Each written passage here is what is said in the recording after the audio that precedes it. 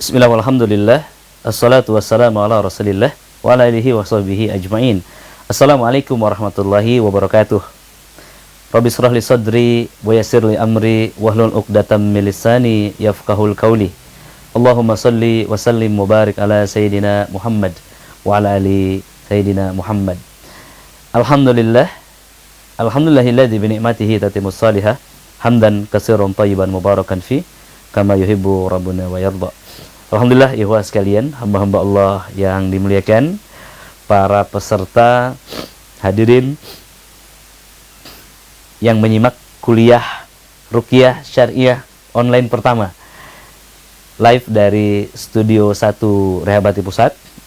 Kita memasuki sesi yang kedua. Ya, setelah tadi pagi kita menyimak tentang alur dan strategi menuju kesembuhan dalam konsep pengobatan Islam, dan kemudian dilanjutkan dengan diagnosa dan juga tahap-tahapan berikutnya, ya, mengenal sebab masuknya setan ke dalam tubuh, sebab kekuasaan setan di dalam tubuh, dan karakter jiwa yang dikuasai setan dan bagaimana menghancurkannya. Pada sesi yang kedua ini insya Allah kita akan membahas 3 topik, ya. Yang pertama adalah tentang sejarah ruqyah syar'iyyah, bagaimana hukum berobat di dalam Islam termasuk hukum minta diruqyah, ya. Dan kemudian tahap-tahap berikutnya kita akan membahas tentang spesifikasi penyakit gangguan jin, sihir dan ain, juga solusinya, ya. Dan juga melihat perbandingan antara ruqyah syar'iyyah dan ruqyah syirkiyah, ditutup dengan diskusi interaktif. 3 tema ini kita akan bahas langsung dalam materi ini secara sinergitas, ya, secara tersinergi insyaallah. Jadi mari kita review sedikit tentang apa yang kita sampaikan pada tahap awal tadi, hamba Allah, ya. Pagi kita menjelaskan tentang penyakit ruhani dan jasmani. Jadi ada 2 jenis penyakit di sini, ya. Sebagaimana kita ketahui, yang pertama penyakit jasmani, namanya ad-daun, obatnya ad-dawa. Kaidahnya ada dokter, ada tabib yang harus mempertemukan penyakit dan obat ini, lalu sembuhlah atas izin Allah Ta'ala. Itu yang pertama. Ya, contoh-contohnya tadi telah dijelaskan, ya, herbal-herbal yang dijelaskan yang berhubungan dengan penyembuhan tubuh manusia secara jasmani. Kemudian penyakit yang kedua di dalam kolbu manusia, ini adalah penyakit yang rohani, namanya marad, ya, obatnya adalah syifa, dan dokternya tidak ada. Langsung Allah Ta'ala sembuhkan melalui Al-Quran, salat, zikir, dan ilmu. Adapun orang yang membacakan Al-Quran atau yang disebut metode ruqyah disebut roqi, ya, ikhwah sekalian. Kemudian selanjutnya penyakit-penyakit ruhani itu kemudian dibagi menjadi 3, ya. Dibagi 2, ya. Yang pertama gangguan jiwa dan gangguan setan. Yang gangguan setan ini dibagi menjadi 3, ya, yakni gangguan jin, sihir, dan ain. Jin, sihir, dan ain, ya. Untuk gangguan jin tadi sudah kita jelaskan panjang lebar tentang jin nasab terutama, ya, dan juga jin-jin yang datang diundang oleh manusia. Dan saat ini kita akan fokus, ya, kepada gangguan yang kedua, yaitu gangguan sihir. Gangguan sihir, ya. Gangguan sihir ini apa saja, hamba-hamba Allah, ya, adalah seluruh jenis sihir yang global yang ada di permukaan bumi, ya, dan juga solusinya. Tadi kita telah bahas, ya, gangguan jin ini sebab-sebabnya apa. Kemudian ada jin nasab, dicintai setan jin, kemudian ikrarnya, ya, ikrar bagaimana memutuskannya, kemudian ciri-ciri orang yang diganggu setan, ada beberapa poin tadi, ya. Ada pada mimpinya, pada jiwanya, pada raganya, dan juga sebab-sebab kekuasaan setan, ya. Ini juga telah dibahas selesai tadi pagi pada sesi yang pertama, dan saat ini kita akan langsung masuk melaju pada sesi yang kedua tentang gangguan sihir ini. Ya, sekali lagi, gangguan sihir adalah bagian daripada gangguan jin. Karena seluruh jin yang masuk ke tubuh manusia mengganggu manusia, menghancurkan manusia, menyakiti manusia, membunuh manusia dengan ilmu sihirnya. Nah, ibu sekalian, ini perlu diketahui juga ya, sebelum kita masuk pada pengobatan sihir ini. Apa itu sihir? Ya, sihir adalah kekuatan atau pengaruh negatif yang mempengaruhi akal manusia sehingga tubuh manusia terpengaruh cara kerjanya dari keadaan satu pada keadaan sebaliknya. Ada 10 jenis sihir yang menimpa manusia. Yang pertama adalah sihir yang disebut sebagai sihir tafrik. Ya, sihir yang memisahkan antara suami dan istri. Tiba-tiba seorang istri tidak suka dengan suaminya. Tiba-tiba setelah menikah berubah pikiran. Ya. Sihir tafrik ini bisa disebabkan oleh dua hal. Pertama, orang yang hasad, orang yang benci, tidak puas dengan seseorang, dengan seorang pasangan atau sebuah pasangan. Juga setan yang tidak menyetujui pernikahan manusia. Setan tidak akan pernah menyetujui manusia itu menikah. Maka anak-anak indigo akan sulit untuk menikah, ataupun saat menikah akan ada banyak hambatan. Begitu hamba Allah yang memuliakan. Kedua jenis ini disebut sihir. Tetapi ketika jin ada dalam tubuh manusia, itu disebut satu keadaan yang disebut gangguan jin. Tetapi ketika pengaruhnya saja yang ditembakkan, itu adalah disebut sihir. Nah, hamba-hamba Allah yang memuliakan, ada lawan daripada sihir tafrik ini, yakni sihir mahabbah. Kalau sihir tafrik ini memisahkan, kalau mahabbah ini adalah menyatukan dua orang yang saling benci, dua orang yang tidak suka, juga menyatukan seseorang yang tidak menyukai seseorang dan dibuat suka. Bahasa Sundanya pelet, begitu ya. Kemudian yang berikutnya adalah sihir khawatif, sihir yang membuat seseorang itu banyak kekhawatiran. Ini kemudian menimpa semua orang yang di dalam tubuhnya terdapat setan. Ya, kemudian berikutnya adalah sihir kumul, sihir yang membuat seseorang itu gila. Sihir yang membuat seseorang itu tidak berfungsi akalnya atau dikuasai akalnya. Atau disebut juga sihir khawatif dalam dosis tertinggi. Ya. Kemudian yang berikutnya ikhwas sekalian, ada namanya sihir ilusi atau jilb at-tahyil, bisa dilihat di layar ya. Ini adalah sihir yang membuat seseorang itu dikuasai oleh seseorang yang lain, dikontrol ya.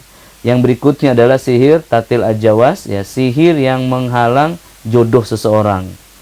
Ya, kemudian ayo sekalian, 6 jenis sihir ini ya. Mohon maaf ya, agak cepat nulisnya ini. 6 jenis sihir ini adalah sihir yang merusak akal. Ya, ciri-cirinya apa? Ciri umumnya dia suka lupa rakaat salat.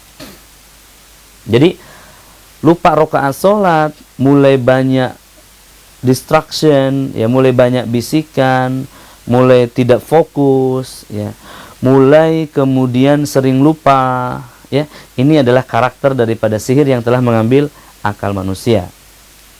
Misalkan seorang CEO, seorang director yang hyperaktif, yang sangat aktif ya dalam mengontrol perusahaannya, tiba-tiba dia menjadi lemah. Dia menjadi malas, mengantuk saat masuk ruangan kerja, lemes, lesu. Ya, ini adalah namanya sihir yang mengendalikan akal. Atau kita mendengar mungkin gendam. Ya, ini juga adalah sihir yang mengendalikan akal manusia. Manusia dikuras di ATM, dikendalikan. Ya, oke. Dan selanjutnya ya sekalian adalah 4 sihir, ya, yakni sihir yang menyerang tubuh manusia atau disebut sihir marid. Sihir yang membuat tubuh tidak bisa berfungsi sesuai fungsinya. Mata menjadi buta, telinga menjadi tidak mendengar, mulut menjadi terkunci, otot-otot ya menjadi stroke. Ya, subhanallah. Termasuk juga kanker, tumor. Ya, tumor itu adalah sel yang bermutasi secara abnormal ya. Ini disebabkan oleh satu penyakit yang masuk ke dalam sel itu dan membuat dia bermutasi, diinstruksikan dari dalam. Oke, kita akan bahas tentang kanker dan tumor sekali lagi sore selepas asyar. Selanjutnya ada sihir pendarahan, ya. Seluruh jenis istihadah. Seluruh jenis istihadah pada wanita ini adalah sihir pendarahan atau bleeding. Ya, pernah ada satu wanita, seorang bidan, beliau sudah 4 kali operasi dan suaminya kemudian menelpon saya, waktu itu ada di Malang. Beliau mengatakan, Ustadz, istri saya sudah 4 kali operasi dan ini mau operasi yang kelima karena pendarahan. Tapi saya ragu karena dokter mengatakan barangkali ini sebab operasi yang keempat atau sebelumnya. Apakah bisa diruqyah? Maka kemudian waktu itu saya menyarankan untuk datang ke rumah rehab. Saat itu baru pertama rumah rehab, ya. Dan saya meramukan beliau madu, habatus sauda, zaitun, bidara, ya, kurma ajwa, propolis dan zaitun. Jadi ada 8 spesimen waktu itu, ya, 8 jenis rempah atau herbal. Kita kemudian blender dan dibacakan ayat-ayat ruqyah. Waktu itu beliau datang ke malaman, jadi jam 7 malam baru datang dan saya juga baru datang dari Malang. Jadi agak letih dan beliau memang sudah terlambat. Kita kita tunggu dari siang begitu, ya. Dan saya mengatakan coba minum saja ramuan ini. Dan kemudian setelah itu 4 hari kemudian ada training ruqyah di sana, ya. Masya Allah, suaminya datang dan duduk tanpa istrinya. Ketika saya tanya, kemana Pak ini istrinya? Beliau mengatakan, istri saya sudah kerja lagi Ustaz. Dan sejak diteteskan herbal itu, beliau tidak lagi pendarahan sampai hari ini, ya. Subhanallah. Nah, ini ikhwas sekalian, nama ramuannya itu jamu rehab waktu itu. Kalau saat ini, ya, saya rubah namanya menjadi madu rehab. Ya, dari jamu rehab itu diganti menjadi kapsul cuci darah atau ramuan cuci darah, dan kemudian sekarang saya ganti namanya madu rehab dan diganti lagi sider rehab. Ya, madu rehab masih diproduksi. Nah, ini tadi, ya, kita ada produksinya. Nah, ini untuk penyakit-penyakit sihir yang telah menimpa tubuh atau yang disebut sihir marid, ini sangat cocok, ya, untuk stroke, ya, pendarahan, gangguan di rahim, kista, miom. Bahkan ada yang 1 kali minum dia keluar bendanya dari dalam tubuh manusia. Ada juga yang lebih simpel, berbentuk kapsul. Nah, ini dia, ya sekalian. Ini kapsul, ya. Ini kapsulnya. Jadi bisa berbentuk kapsul yang praktis ataupun yang seperti ini. Ya, ini informasi saja, ya sekalian, bagi Anda yang membutuhkannya, ya. Dan selanjutnya ada sihir yang ke-8, ya, namanya sihir nazab atau sihir pendarahan atau disebut bleeding, ya. Bleeding ini pendarahan kadang-kadang saat mau melakukan hubungan dengan suami, ya, sehingga si istri mengira ini adalah menstruasi, begitu, ya, atau menstruasi yang tidak teratur, kadang 2 tahun tidak menstruasi, ya. Coba diupayakan dengan ruqyah dan herbal, ya. Kemudian selanjutnya adalah sihir arabtu, yakni sihir yang mengikat manusia, ya, sihir yang membuat manusia tidak bisa melakukan hubungan badan. Nah, ini adalah terjadi pada laki-laki dan perempuan, ya. Jadi kalau dia seorang laki-laki, maka dia mengalami satu keadaan yang disebut impotensi atau lemah syahwat. Lemah syahwat atau disebutnya adalah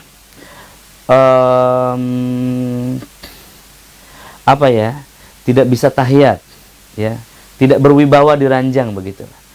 Ada satu peribahasa mengatakan kalau urusan ranjang tidak beres, semuanya tidak beres. Subhanallah, ya. Ini ikhwas sekalian, ejakulasi dini, lemah syahwat, impotensi ini merupakan salah satu gangguan setan. Baik bentuk sihir ini ataupun memang ada setan dalam tubuhnya yang membuat dia grogi di depan istrinya, yang membuat dia tidak fokus dan kemudian tidak bisa bertahan lama, lemah. Nah, ikhwas sekalian, nah ini bisa diruqyah. Insya Allah dengan ruqyah ini akan langsung ada perubahan. Tapi ada juga yang memerlukan perawatan yang intens, ya, gitu, ya. Ada juga yang memerlukan ramuan. Baik, apa ramuannya? Nah, ibu sekalian, ini khusus pria dewasa. Nanti sebentar lagi saya sampaikan. Yang berikutnya adalah sihir kemandulan yang membuat wanita tidak bisa hamil. Ya, di kampung-kampung ini penyakit ini aib ya. Ketika seseorang tidak bisa menganugerahkan anak, maka dia menganggap dirinya tidak berharga, tidak berguna. Kadang menyuruh suaminya nikah lagi. Ya, sebentar dulu ibu ya, jangan izinkan suaminya nikah dulu, upayakan dulu. Ya, dan Anda, ikhwan juga demikian. Ya, memiliki seorang anak itu membuat terikatnya hubungan suami istri, ikatan yang akan mengikatkan cinta Anda. Cobalah ramuan ini. Apa ramuannya Ustaz? Hamba Allah memuliakan, saya pernah mendapatkan satu kisah yang luar biasa. Ini dari Ustadz Islahuddin Ramadan Mubarak LC di Makassar. Ya, beliau adalah salah satu dewan penasihat Dewan Syuro Wahdah Islamiyah. Ya, beliau mengatakan, saya pernah sakit Ustadz waktu SMA dulu, waktu kuliah dulu di Universitas Madinah. Kemudian sakitnya sudah 2 minggu, sudah dicoba ruqyah, sudah dicoba herbal, bekam, tapi tidak kunjung turun ini demamnya. Kemudian saya menghubungi syekh saya dan beliau memberikan saya madu. Beliau bilang, cobalah madu ini 1 sendok saja. Beliau coba 1 sendok dan beliau minum. Kemudian apa yang terjadi? Ya, hamba Allah yang muliakan, dengan meminum 1 sendok madu itu, tubuhnya bereaksi, ya, panas, hangat dan berkeringat. Maka kata syekhnya, coba ambil lagi 3 sendok, ya, 3 sendok madu, madu sidr namanya. Kemudian 1 sendok habatus sauda dan juga 200 ml air panas. Kemudian dicampurkan begitu dan kemudian beliau minum. Syekhnya mengatakan tunggu 4 jam. Maka beliau pun minum waktu itu jam 10 malam dan jam 2 pagi itu beliau terbangun dalam keadaan penuh keringat dan basah di mana-mana. Ya, dan anehnya, ya, dia merasakan segar bugar dan di bawah tahiyat. Beliau sangat aneh karena beliau masih lajang, belum menikah, dan beliau telepon syekhnya paginya, "Wahai syekh, ini sampai pagi masih segar bugar ini, masih tahiyat, bagaimana?" Maka syekhnya tertawa, "Nanti kalau kamu nikah, hubungi saya lagi," kata syekhnya. Dan subhanallah, ya, beliau dari Makassar, beliau ketika menikah itu beliau hubungi syekh itu lagi, penasaran apa sih tambahan untuk lebih meningkatkan ini gitu. Beliau ternyata syekhnya mengatakan tambahkan 1 butir merica di gelas itu. Dan subhanallah, ini obat kuat yang halal, alami dan barokah ya sekalian. Dari apa ini? Madu sidr. Nah, ini di depan saya ini ada contoh madu sidr ini. Ya sekalian lihat ya. Ketika seperti ini dituangkan seperti ini, dia sangat kental. Ya, mungkin lebih dekatnya ya, kita coba lihat di sini. Ya, seperti ini. Sangat kental sekali, bukan? Ya. Kenapa? Ini adalah madu dari bunga daun bidara. Ya, kita lihat seperti ini wasalian. Ya, sangat kental sekali. Dan ini harganya bisa 10 kali lipat dari madu biasa, ya, karena memang khasiatnya yang luar biasa. Untuk Anda yang menyimak, ada diskon Ramadan, diskon 1 juta rupiah untuk madu ini, ya. Bisa hubungi admin Unai, ya.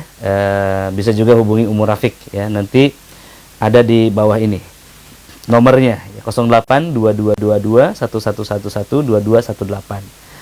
Ya, nomor saya ujungnya ganti 8, itu adalah untuk order khusus madu ini, limited edition ya. Hanya diskon Ramadan. Dia harganya 1,7 dari 2,7. Jadi diskon 1 juta rupiah. Barakallahu fiik. Ibu sekalian. Kemudian selanjutnya ibu sekalian, itu adalah untuk sihir apa tadi? Sihir arabtu, sihir ikatan yang membuat lelaki itu menjadi tidak berdaya. Ya, adakah sihir ini menimpa seorang wanita? Ada. Jadi kalau menimpa seorang wanita ada 4 keadaan. Pertama, dia terikat di lututnya, terikat di pahanya, mohon maaf. Dia tidak bisa membukanya meskipun dia ingin. Kemudian berikutnya, dia tidak merasakan apa-apa. Berikutnya, dia pendarahan, ya, saat mau hubungan. Dan yang terakhir, ada hal yang menghalangnya sehingga tidak bisa melakukan hubungan suami istri bahkan sampai 6 tahun di goa itu. Di Bogor ada yang sampai 9 tahun istrinya masih belum bisa melakukan hubungan badan dengan suaminya. Ayo sekalian, bagi posisi yang ketiga, yakni hambar atau tidak merasakan apa saat hubungan suami istri, ini bisa minum madu sidr tadi. Dia madu dari bunga daun bidara ya. Tetapi kondisi-kondisi yang lainnya bisa minum madu rehab ya, atau kapsul cuci darah. Nah, ini sangat baik sekali.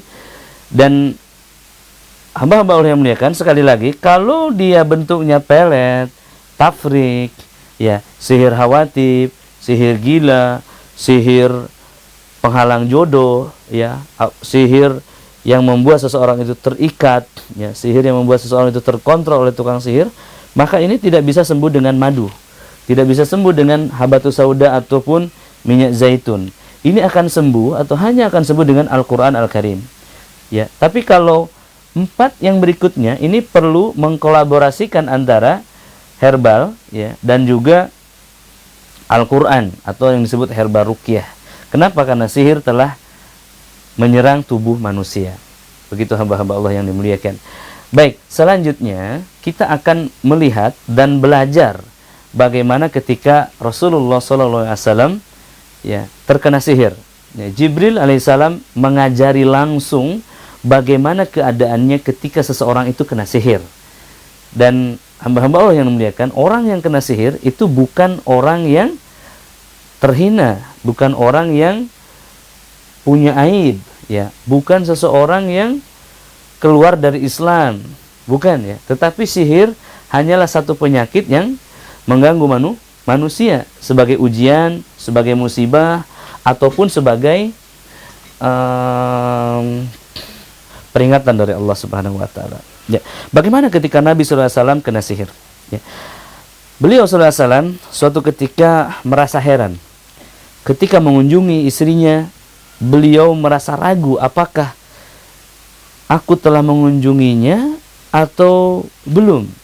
Sehingga beliau bertanya kepada istri-istrinya dan istrinya pun mengatakan bahwasannya jika engkau ragu maka kunjungilah istri yang engkau sukai ya Rasulullah. Maka Rasulullah SAW mengunjungi Aisyah dan di sana beliau SAW berdoa selama 40 hari.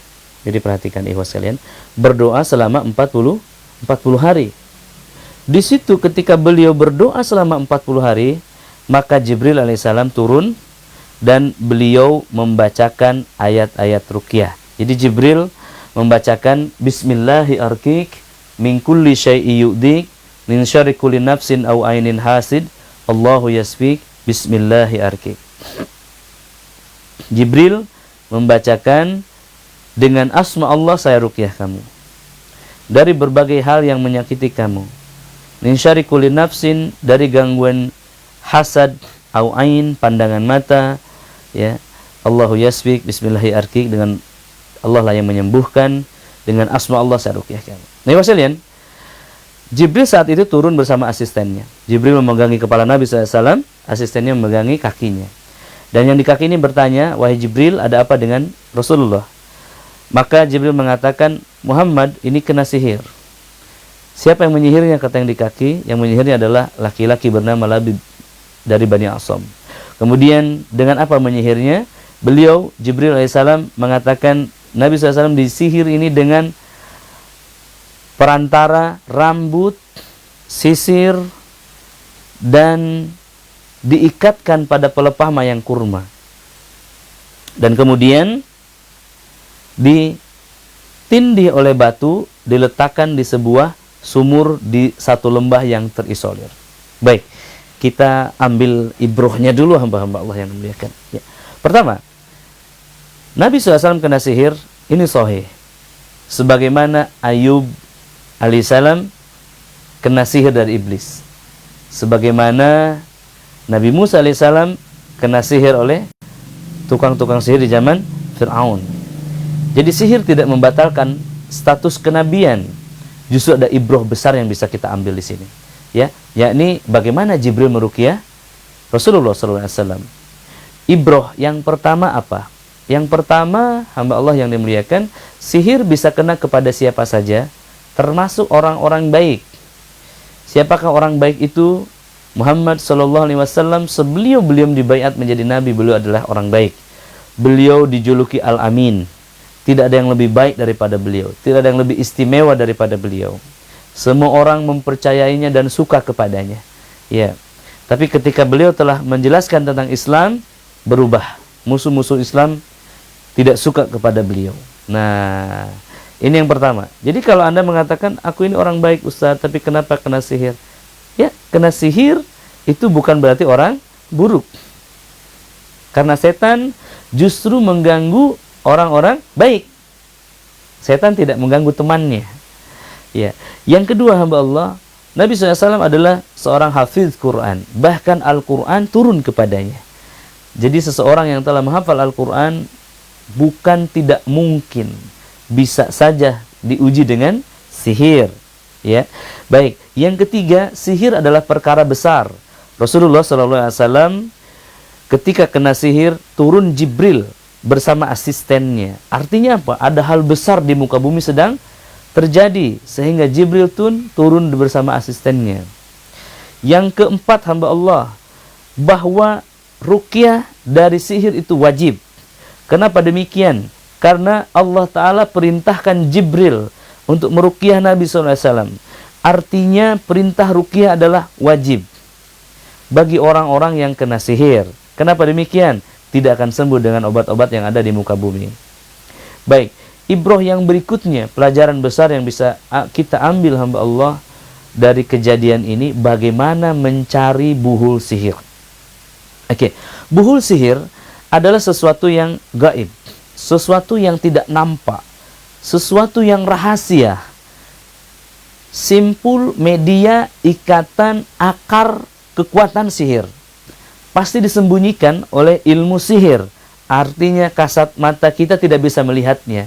Maka bagaimana memunculkan hal gaib ini? Hancurkan pengaruh sihirnya, batalkan sihirnya, maka akan muncullah buhul sihirnya. Ini adalah buhul sihir yang nampak di abad ini, ya, berupa boneka yang menyerupai manusia. Yang disebut buhul sihir di sini adalah bukan peniti ini, ya, tetapi adalah jahitan ini, hamba Allah. Jahitan-jahitan ini, Anda lihat, jahitan ini membentuk kain ini menjadi seperti manusia. Baik, ya, maka ketika buhul sihir itu telah batal dan nampak, Anda lepaskan ikatan ini, maka sihirnya akan sembuh biidznillah ta'ala. Transmisi ikatan sihirnya, transmisi energi sihirnya telah putus di sini.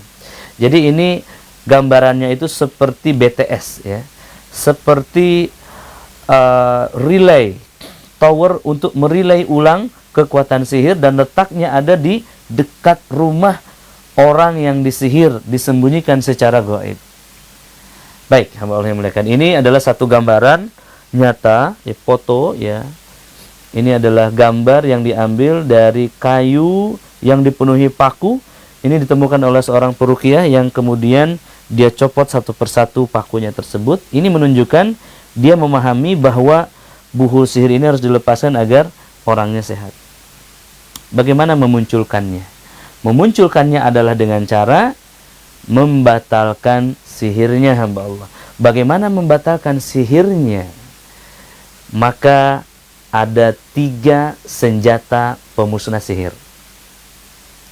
3 senjata pemusnah sihir. Yang pertama, kita belajar dari Nabi SAW, angkat tangan ke langit, berdoa kepada Allah dengan sungguh-sungguh. Ya, ad-doa silahul muslim. Doa adalah senjata umat Islam. Senjata itu apa sih?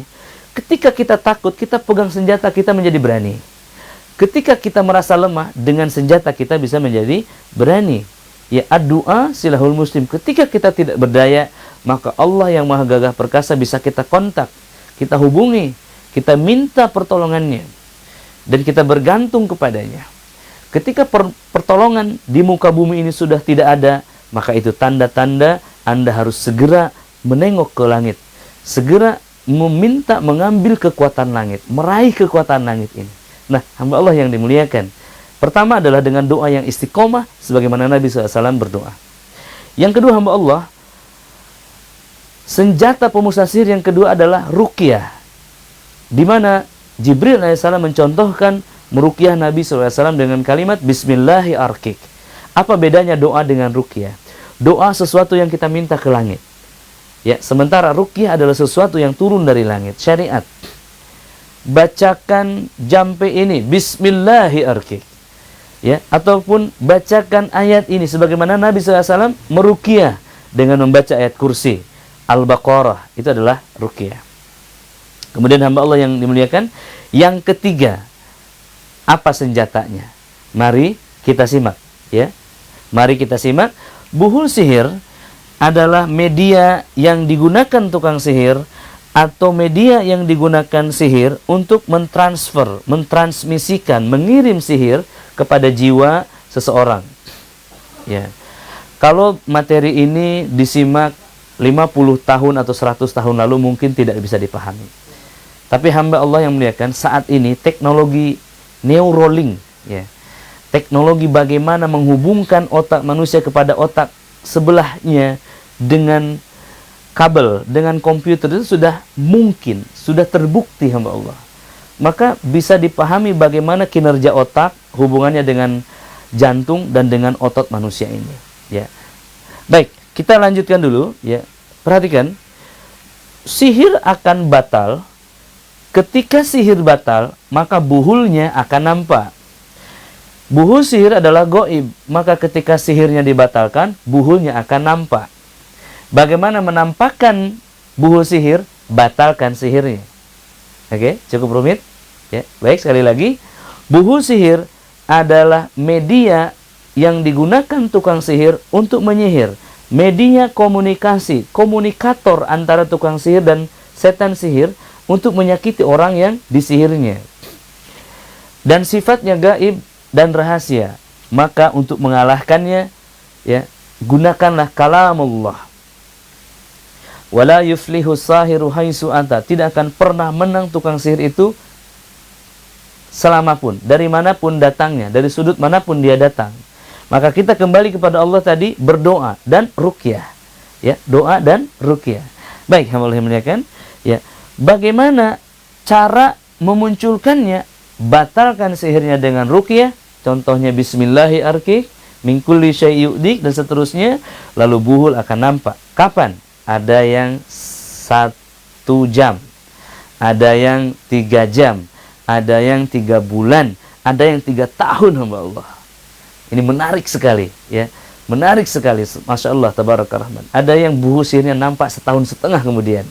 Jadi Anda jangan putus asa, ya. Baik, hamba-hamba Allah yang muliakan, di manakah letak buhul sihir? Pertama, di rumah, di dekat orang yang disihir, ya, ditaburkan di pintu, ya.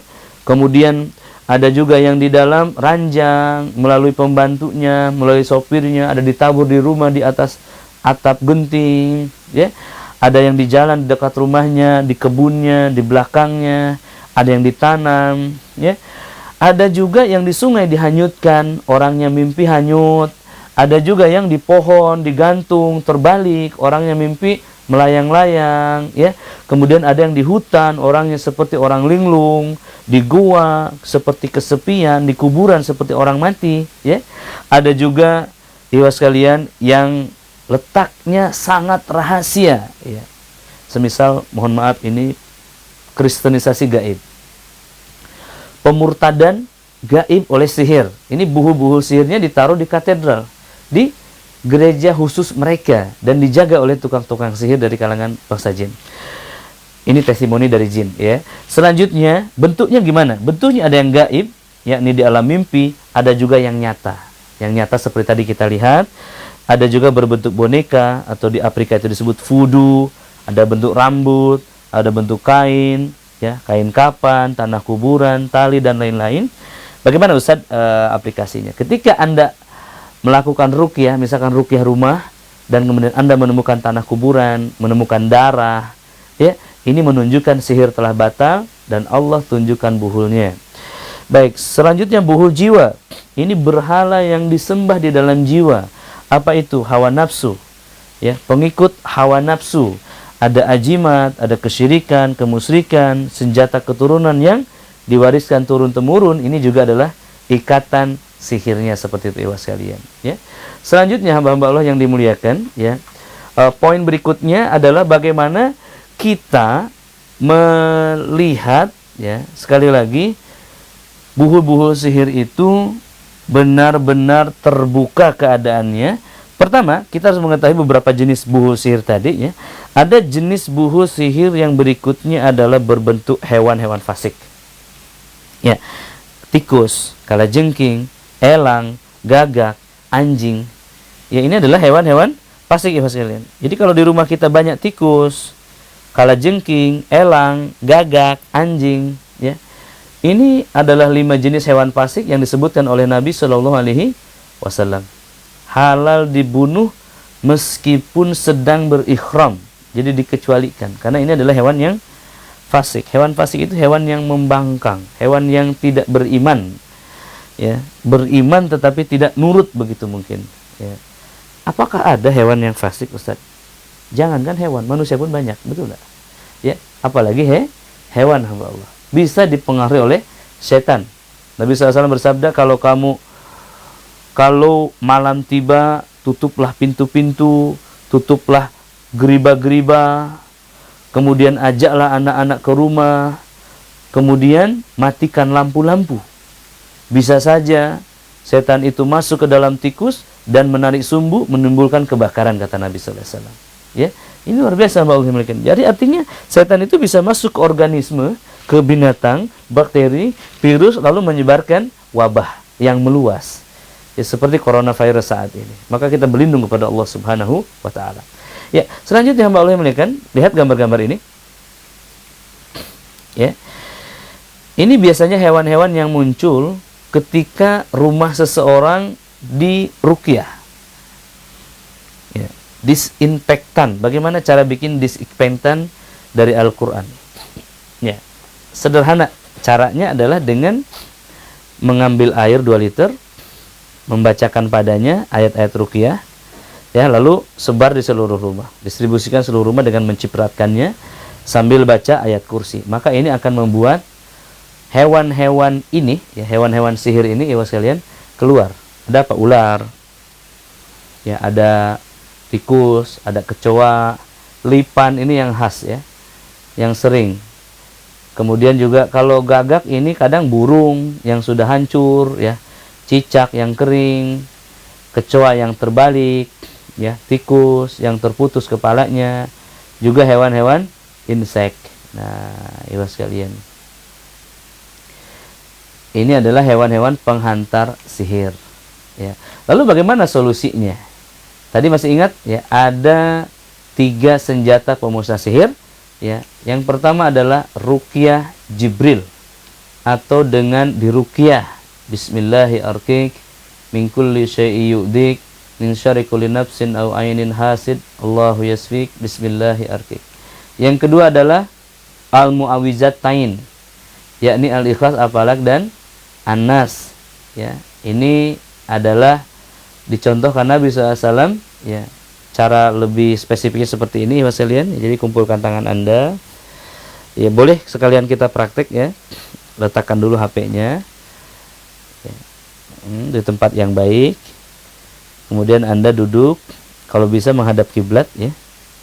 Ya, menghadap kiblat, ya. Baik, kemudian sebelum mulai ada 2 simulasi di sini. Baik. Pertama, Anda pejamkan mata, ya, dan dengarkan apa yang saya sampaikan. Ini 1 jampe, ya. Dengarkan, ya.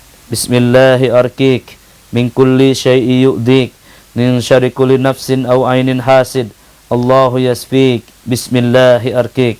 Ya ma'syaral jin, wahai makhluk-makhluk jin, wahai tukang-tukang sihir dari kalangan bangsa jin, wahai kalian makhluk-makhluk yang durhaka kepada Allah, takutlah kamu kepada Allah. Ittaqullah, hentikan kezaliman kalian, hentikan kezaliman kalian, hentikan sihir yang kalian lakukan, atau semoga Allah memutus kalian, semoga Allah memutuskan buhul-buhul sihir kalian.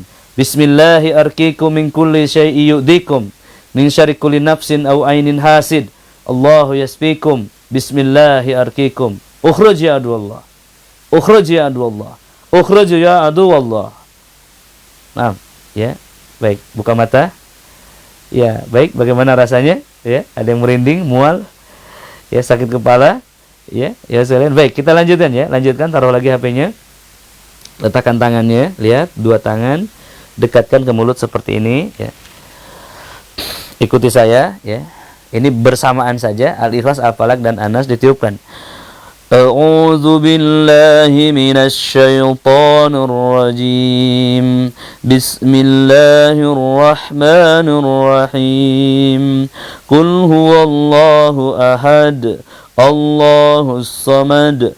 Lam yalid wa lam yulad wa lam yakul lahu kufuwan ahad. Tiupkan. Bismillahirrahmanirrahim. Qul huwallahu ahad. Allahus samad. Lam yalid wa lam yulad wa lam yakul lahu kufuwan ahad. Bismillahirrahmanirrahim. Qul huwallahu ahad. Allahus samad. Lam yalid wa lam yulad wa lam yakul lahu kufuwan ahad. Bismillahirrahmanirrahim.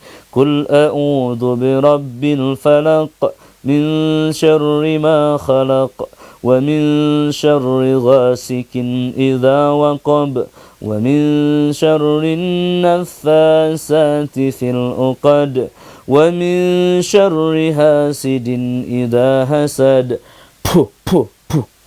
Mari An-Nas. Bismillahirrahmanirrahim. Qul a'udzu birabbin nas, malikin nas, ilahin nas, min syarril waswasil khannas, alladzi yuwaswisu fi sudurin nas, minal jinnati wan nas. Nah, jemaah sekalian, diusapkan di wajah, ya, perhatikan sebagaimana saya lakukan. Usapkan secara sungguh-sungguh, ya, terutama yang ngantuk, ya, jam-jam segini ngantuk, ya, apalagi lagi ikut kuliah begini. Lihat seperti saya mengusapkan, saya juga mulai nguap-nguap. Ini mungkin ada setan ini, seperti ini, ya, usapkan tangan, ya, juga diusapkan seperti ini was kalian, juga ke tubuh, ya, tubuh juga diusapkan ke seluruh tubuhnya, ya. Bagaimana, segar? Coba antum tulis. Nah, ibu-ibu, adik-adik sekalian, kaum muslimin yang menyimak kuliah online ini, coba tulis apa yang Anda rasakan sebelum kita lanjut, ya, materinya. Apa yang Anda rasakan, saya akan cek di sini, ya. Apa yang Anda rasakan saat Anda lakukan tadi, ya. Mungkin biasanya sih bergetar, ya, tubuhnya, kemudian merinding, ya, kemudian juga biasanya ada, oke. Nah, ini dia, ya. Kita lihat di sini, sekalian. Oke, paling bawah ya biasanya. Jinnya teriak, Ustaz. Masya Allah, ya. Luar biasa. Ini senang sekali saya melihat komentarnya. Telinga sakit, Ibu Irawati, ya. Kemudian Ibu Yeri Mardesi, jinnya teriak, ya. Kemudian Miftahul Khair Al-Bugisi, Masya Allah, barakallahu fik, refresh. Ini beliau imam masjid di Masjid Agung Sragen, ya, Masya Allah. Ahi Miftah. Kemudian berikutnya apa lagi? Terasa mual dan mau muntah yang saya rasakan. Ya, mual merinding dari Winnie Septian, ya. Kemudian tadi ada lagi segar. Ahi Miftah, ya, lebih ringan di punggung. Ahi Ali Hasan, pertama merinding, beneran ngantuknya hilang katanya. Ya, Bu Afridal Bekasi mual, sendawa. Seperti ada yang berjalan di bagian jantung sampai ke tubuh ke belakang. Tuh, dari jantung turun ke belakang, ya. Kemudian saat pelindungan kepala bagian atas sakit. Ana bisa sendawa. Nah, ini saya ingin coba besarkan ya sekalian, ya. Ini ya bagaimana update-nya. Teman-teman bisa lihat langsung ya. Bagaimana di kota lainnya ya. Nah, lihat update-nya ya sekalian ya. Jo, saat ditiupkan telapak tangan terasa hangat. Setelah usap ke wajah rasa segar. Sebelumnya saya nundutan. Nundutan itu bahasa Jerman ya. Tunduh bahasa Indonesianya. Rai Agustin mual. Saya pernah kena sihir Ustaz lebih dari sekali. Efeknya badan lemas. Ya, sakit di perut kiri. Fajar Yoga Tama. Ya, ada lagi yang lain. Ya, kita lihat. Ya. Kata Mobagu menyimak. Masya Allah ya, Irfandi Abu Muhammad. Kemudian ada yang berjalan di sekitar tubuh merinding. Ya, Masya Allah ya. Bagaimana cara mengundang Ustadz? Wah, ini dia. Ini tidak bisa diundang ini. Terhalang corona ya Pak Yasir ini. Jadi sementara kita live dari Facebook saja. Tapi alhamdulillah ini rasanya menarik ya. Ini yang menyimak ini lebih banyak daripada di masjid ini.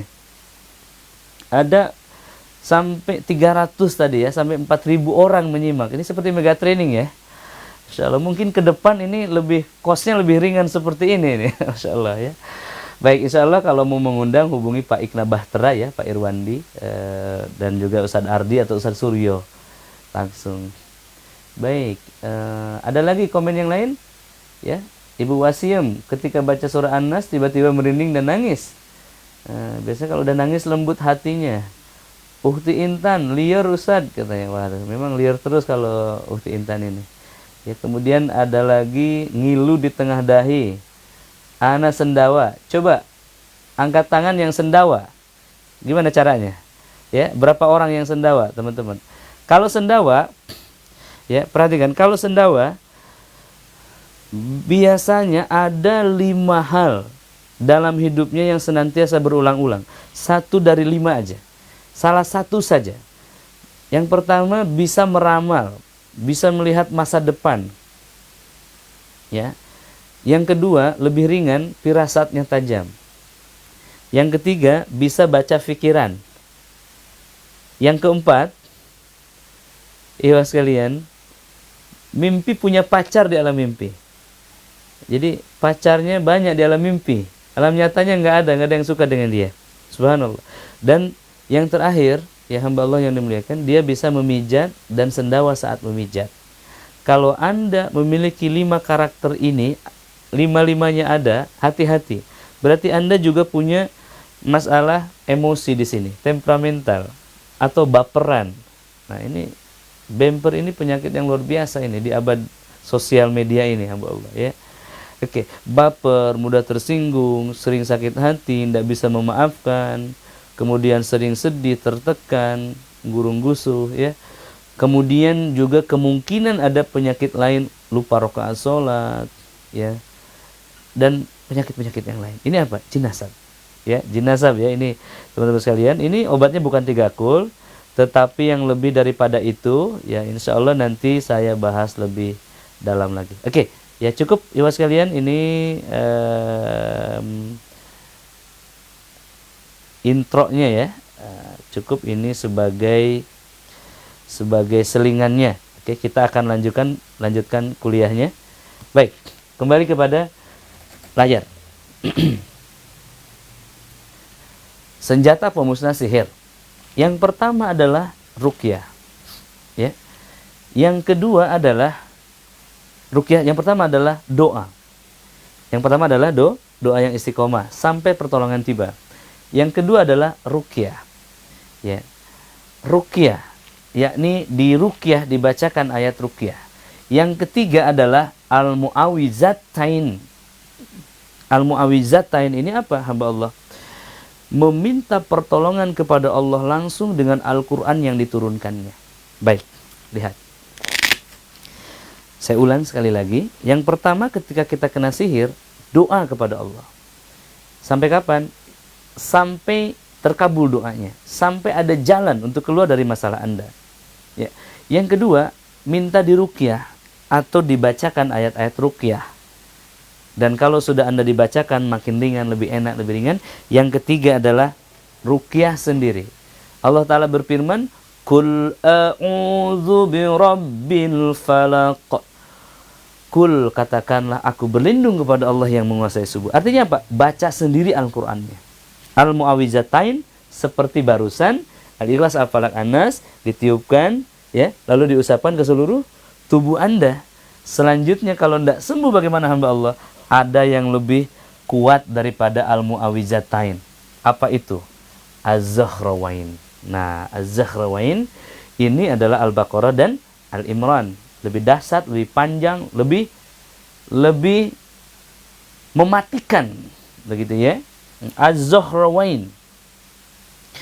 Ada seseorang yang telah menikah selama 6 tahun, kemudian beliau belum berhasil melakukan hubungan badan dengan suaminya. Beliau pergi ke 27 dukun namun tidak berhasil. Akhirnya beliau datang ke peruqyah dan beliau diruqyah. Hamba Allah, sebelum diruqyah, peruqyah itu mengatakan, coba kamu baca surah Al-Baqarah 3 putaran. Maka seminggu kemudian beliau datang lagi dan dalam keadaan ceria. Beliau mengatakan, Alhamdulillah Ustadz telah berhasil, tetapi istri saya merasakan sakit dan tidak nyaman. Maka kemudian diruqyahlah pasangan suami istri ini. Ternyata setan di dalam tubuhnya jujur. Ya, beliau mengatakan, saya memang telah mengikat dia selama 6 tahun ini. Tapi kamu tidak bakal tahu surat dan ayat apa yang bisa melepaskan ikatan di kepalanya. Subhanallah. Ikhwas sekalian, ikatan selama 6 tahun di area pribadinya yang membuat dia terkunci, membuat dia lockdown, ya. Kemudian Allah Ta'ala buka dengan suratul Baqarah yang dia baca.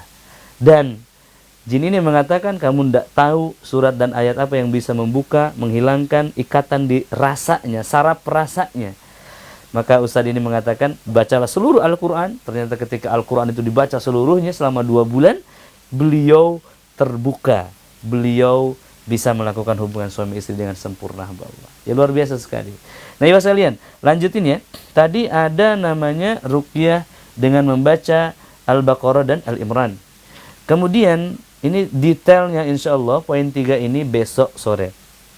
Ruqyah rumah. Ya, ruqyah rumah, yakni mengambil air 2 liter, ya, lalu membacakan padanya ayat-ayat ruqyah, ya, kemudian meminumnya, memandikannya, mencipratkan seluruh rumah. Begitu hamba Allah, ya.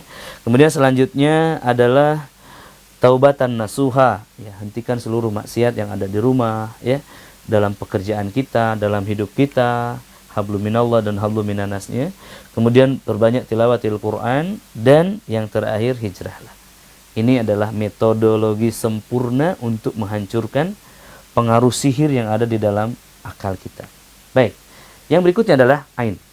Ya, hamba Allah yang muliakan, ain adalah satu kondisi, ya, satu penyakit, ya, yang ditimpakan oleh 2 makhluk yang memiliki chemistry, yang memiliki nasib dan perasaan yang sama. Ain bahasa Arabnya adalah mata. Ya, maka penyakit ain adalah tatapan mata yang menghancurkan, tatapan mata yang membinasakan, mata yang dipenuhi racun-racun sihir yang bisa ditembakkan dan menghancurkan orang yang dipandang. Ya, pada zaman Nabi SAW masih hidup, ada seorang sahabat, ya, lalu menatap sahabatnya Sahal bin Unaid radhiyallahu an. Sahal ini lagi mandi dan kemudian tersingkap bajunya, terlihat oleh sahabatnya. Ini laki-laki, ya, sekalian. Maka kemudian sahabatnya ini mengatakan, aduhai mulus sekali, warnanya putih atau kuning. Ya, maka kemudian Sahal ini sakit, ya, pingsan dan sakit. Sampailah kabar kepada Nabi SAW, maka beliau mengatakan, kenapa kamu hendak membunuh Sahal? Maksudnya celaka. Mandilah, ya, berwudulah dan berikanlah kepadanya, kata Nabi. Maka sahabat itu berwudu dan disiramkan kepada sahabat ini dan kemudian beliau baik kembali. Rasulullah SAW kemudian mengatakan, al-ainul haq, ain itu benar-benar ada. Seandainya ada sesuatu yang mendahului takdir kematian, maka dia adalah ain. Maka hamba Allah yang dimuliakan, Rasulullah SAW dalam kesempatan lain juga bersabda, sesungguhnya ain bisa mengantar ya manusia ke kuburnya dan mengantar unta ke dalam kuali. Maksudnya memang sangat destruktif dan menghancurkan penyakit ini. Kenapa? Karena ada kerjasama antara pandangan manusia yang hasad dengan seluruh setan yang juga hasad. Seseorang yang hasad di hatinya memandang kepada manusia yang menjadi objek yang dia cemburui, maka itulah yang disebut dengan ain. Ya, satu kondisi, misalkan ketika saya menatap seseorang dalam keadaan benci atau dengki, maka orang yang ditatap itu bisa jatuh sakit ketika dalam diri saya ada kedengkian yang luar biasa. Nah, ain hamba Allah bisa terjadi dengan 5 keadaan. Yang pertama, murni karena hasad. Ya, jadi hasad yang membekas di dalam jiwa, kedengkian yang membekas di dalam jiwa. Kedua, terjadi karena dalam diri seseorang itu ada jin. Ini paling mungkin. Ada setan jin yang ada dalam dirinya. Jin apakah khodam ataukah disebabkan oleh indigo, ya, ataupun dia ada tukang sihir menggunakan kekuatan matanya. Yang ketiga, ditimbulkan oleh sihir. Jadi dia memang pergi ke tukang sihir lalu diam-diam menghancurkan. Yang keempat, hamba Allah, ini adalah sifatnya pendapat, ya. Ada pandangan mata setan yang memang tidak suka kepada dia. Yang kelima adalah takjub, ya. Jadi pujian yang tidak disertai kalimat Masya Allah Tabaraka Rahman. Jadi ketika Anda memasang mungkin foto Anda yang lagi kunjungan ke Wuhan misalkan, ya, atau ke Jepang atau ke luar negeri, dan Anda ria di situ, Anda ingin menunjukkan diri Anda show off, ya, maka di situ sertakan barakallahu fiik atau disertakan alhamdulillah, sertakan Masya Allah. Begitupun ketika Anda memuji seseorang. Maka di toko-toko, di rumah-rumah, di mobil-mobil di Timur Tengah itu senantiasa ada tulisan Masya Allah, ada stikernya. Ya, tetapi ini tentunya untuk barang-barang mewah, ya. Kalau mobil odong-odong tidak perlu pakai kalimat Masya Allah, Tabarakallah, ya, begitu ya sekalian. Ini adalah tentang al-ain, ya. Nah, kemudian menjadi general, menjadi umum di kalangan kaum muslimin bahwa ain itu sama dengan sihir. Padahal beda, ya. Sihir itu adalah yang 10 tadi yang ditembakkan, ya. Tetapi ain itu adalah pemicu daripada seluruh penyakit gangguan jin dan sihir. Pemicu dari seluruh sihir. Dan gangguan jin pasti ada sihirnya. Baik. Mudah-mudahan bisa disimpulkan ini hamba-hamba Allah, ya. Ini adalah materi yang kedua. Dan kita akan lanjut pada insyaallah materi yang ketiga. Bahasan materi yang ketiga ini adalah tentang ruqyah syariah dan ruqyah syirkiyah. Ini adalah hal yang perlu didudukan letak perkaranya hamba Allah. Telah diyakini bahwa ruqyah syariah bagian daripada syariat Islam. Tetapi masih ada kontroversi yang mengatakan bahwa tidak boleh minta ruqyah. Ini bisa menjadi kebingungan di antara kaum muslimin, terutama orang-orang yang awam. Maka orang-orang yang memahami hal ini harus menjelaskan duduk perkaranya dan sejelas-jelasnya. Maka dalam pos saat ini, 1 jam ke depan, kita akan menjelaskan tentang fenomena ini hamba Allah. Karena fenomena ini tidak saya temukan di belahan manapun kecuali di Nusantara ini. Alhamdulillah, dengan nikmat Allah saya telah safar ke Sydney, Australia, ke Afrika Barat, Mombasa, Kenya, Nairobi, ke Johannesburg, Afrika Selatan, ke sebelah utara, Finlandia, Eropa, Jerman, Helsinki, ya. Juga beberapa negara di China. Di sana tidak ada sedikit pun kontroversial, ya, termasuk di Saudi tentunya, ya, tidak ada satupun kontroversi tentang hukum minta diruqyah hamba Allah. Kontroversi terjadi hanya di Indonesia. Ya, di seluruh Indonesia. Heran ketika saya pergi ke sudut-sudut di Papua, di Bovendigul, masih ada orang yang mengatakan bagaimana tentang hukum minta diruqyah. Nah, hamba Allah, mari kita duduk, mari kita lihat, mari kita simak dengan iman, dengan kejujuran, ya, dan kita simpulkan bersama apakah minta diruqyah itu tidak menyebabkan seseorang masuk ke dalam surga tanpa hisab, dan siapakah orang yang berhak masuk surga tanpa hisab tersebut.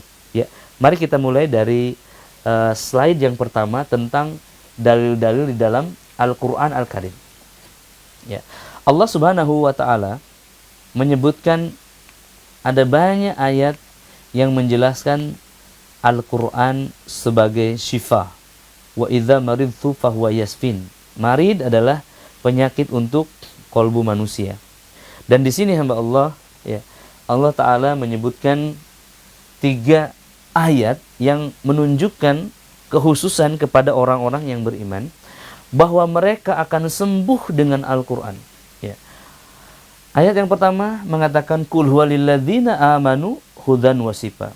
Sampaikan wahai Muhammad kepada orang-orang yang beriman, Al-Quran adalah syifa. Al-Quran adalah syifa, penyembuh. Jadi Al-Quran akan jadi penyembuh untuk orang yang beriman.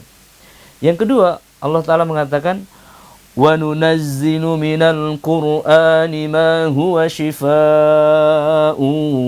wa rahmatun lil mu'minin wa la yazidu dhalimina illa khasara wa la yazidu dhalimina illa khasara ولا يزيد الظالمين إلا خسارا ولا يزيد الظالمين إلا خسارا. Al-Quran adalah penyembuh dan rahmat bagi orang beriman, tapi tidak wala yazidu dhalimina, dan bagi orang-orang yang zalim Al-Quran ini adalah kerugian. Tidak akan menimpakan ketenangan, bahkan menimpakan khosaro, hawa panas dari neraka. Kenapa jadi neraka ini khosaro?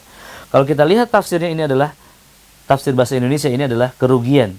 Para ulama mufassirin mengatakan orang yang rugi adalah orang yang hidup di dunia dan kemudian masuk ke dalam neraka. Jadi khosaro di sini adalah hawa panas dari neraka. Begitu sebagian tafsirnya ikhwah sekalian. Nah, ikhwah sekalian, pada ayat berikutnya Allah Ta'ala mengatakan ayuhan nas qad za'atkum mau'idhah, wahai manusia, telah turun kepada kalian mau'idhah, peringatan, pelajaran dari langit. Anda sedang menerima kuliah, ya, atau satu pembelajaran dari Studio 1 RHTV. Rasulullah SAW menerima pelajaran dari langit. Kemudian dikumpulkan dalam mushaf yang disebut Al-Quran. Maka inilah yang disebut mau'idhah. Di bawahnya lihat, mir rabbikum, dari Rabbmu, syifaun, penyembuh bagi penyakit yang ada di dalam sudur, di dalam dada. Wa hudan wa rahmah lil mu'minin, dan menjadi petunjuk dan rahmat bagi orang yang beriman. Tidak bisa Al-Quran dipelajari kecuali dengan Al-Hadis, dengan riwayat-riwayat bagaimana Nabi SAW menjelaskan dan menyikapinya. Maka maksudnya hamba Allah menyatakan Al-Quran dan Sunnah itu adalah syifa bagi orang yang beriman. Artinya apa? Penyembuh bagi penyakit-penyakit yang ada di dalam dada orang-orang yang beriman. Apa penyakit yang ada di dalam dada orang yang beriman, hamba Allah yang muliakan? Yang pertama adalah penyakit subhat, keraguan yang timbul dari 2 hal. Kebodohan dan kefasikan. Kebodohan karena manusia itu tidak tahu, kefasikan bisa karena nafsunya, bisa karena setan.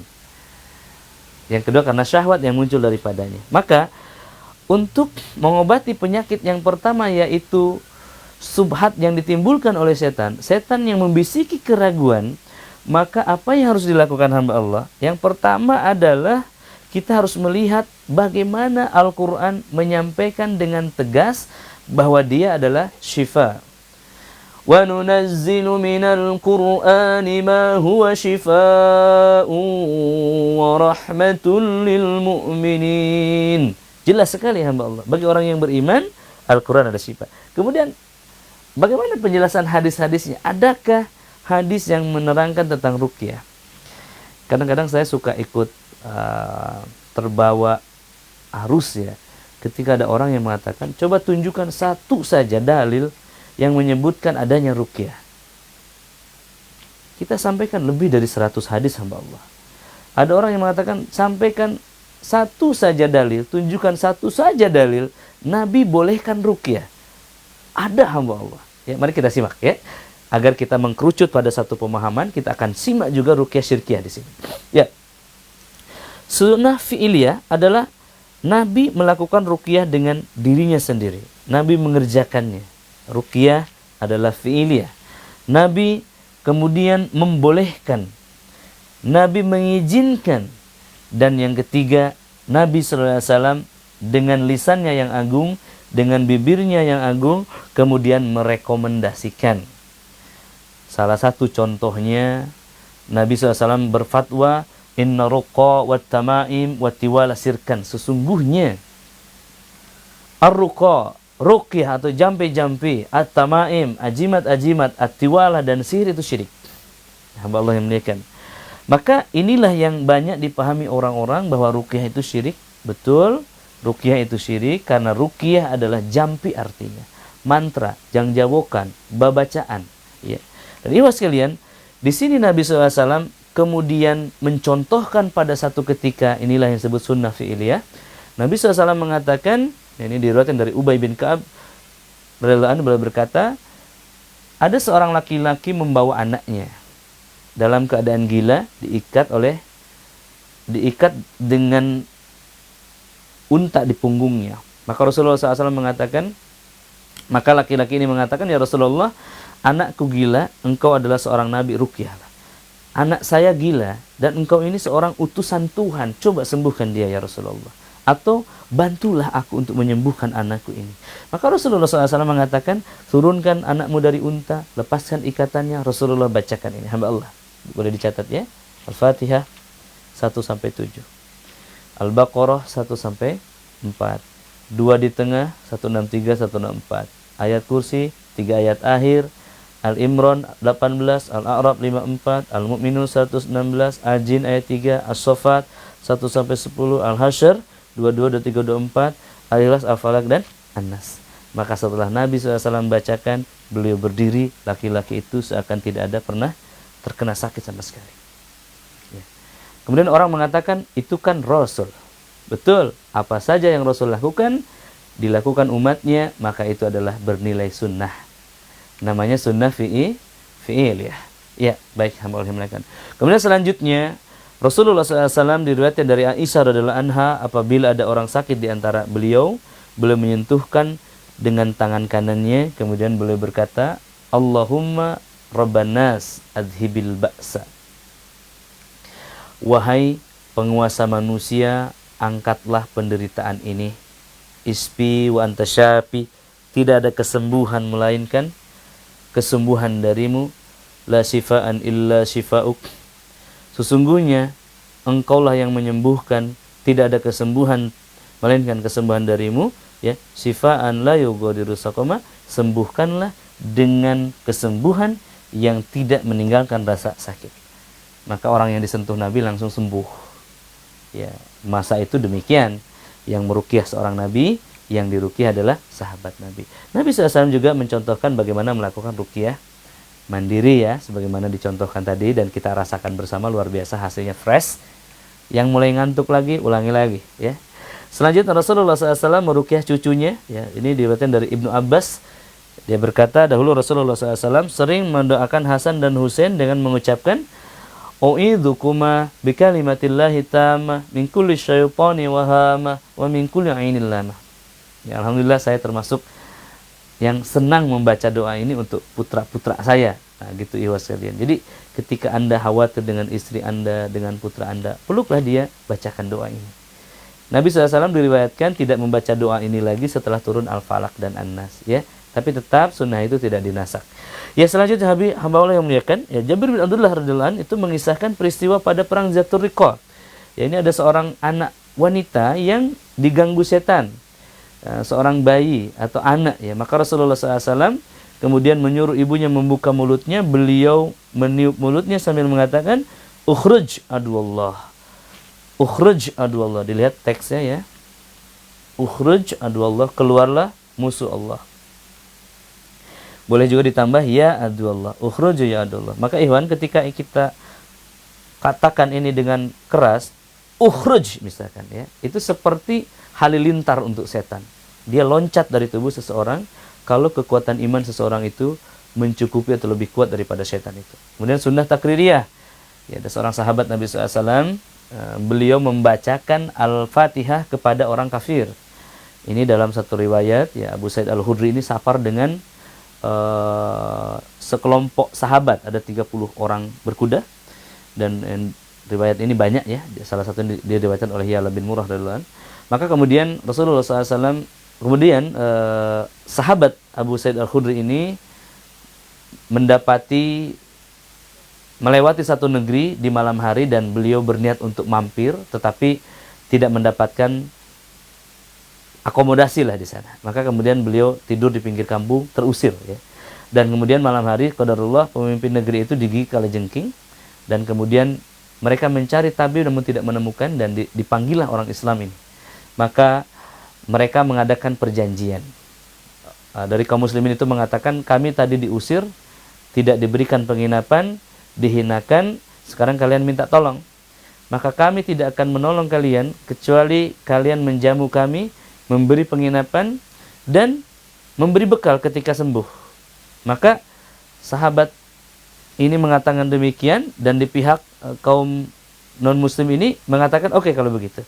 Maka dibacakan Al-Fatihah oleh salah satu sahabat, dan kemudian sembuh gigitan kalajengkingnya ini, racunnya keluar dan tidak mati.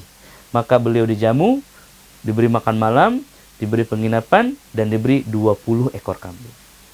Maka kambing-kambing ini dihadapan kepada Nabi SAW, dan diceritakan apa yang terjadi. Kemudian Rasulullah SAW mengatakan, wa ma adraka annaha ruqyatun. Dari mana kalian tahu bahwa Al-Fatihah itu bisa dijadikan ayat untuk penyembuhan? Sahih Bukhari Muslim, ya. Ikhwah sekalian, hamba-hamba Allah yang muliakan, dari 2-3 contoh ini sebetulnya ada 109 hadis terkait, ya. Di sini kita menyimpulkan ada 5 jenis hukum berobat menurut fikih pengobatan Islam, ya. Yang pertama, berobat itu adalah syirik ketika terdapat kesyirikan dalam prosesnya.